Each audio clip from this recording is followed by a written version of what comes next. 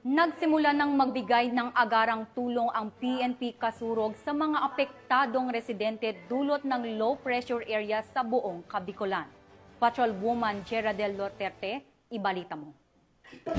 Ginagawang koordinasyon ng Kasurugkap sa pamumuno ni Police Brigadier General Nasser C. Babagay Jr., Regional Director, kasama ang mga local government units at mga city at municipal disaster risk reduction management offices bunsod ng walang tigil na pagbuhos ng ulan na dulot ng low pressure area. Bilang tugon, nagsimula ng magbigay ng agarang tulong ang PNP Bicol sa mga apektadong residente, partikular na sa mga pamilyang kinakailangang lumikas mula sa kanilang mga tahanan dahil sa matinding pagbaha.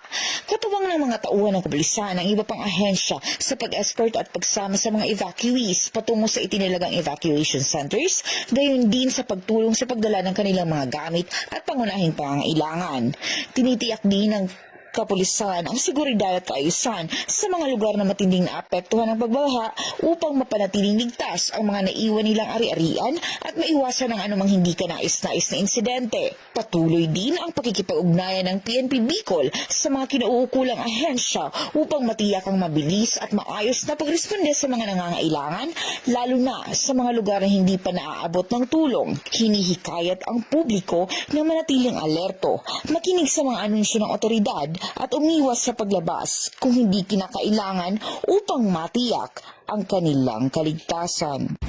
Mula dito sa Legazpi City, Albay, ako ang inyong PNN correspondent, Patrolwoman Geraldel Duterte, alagad ng batas, tagataguyod ng Balitang Pulis.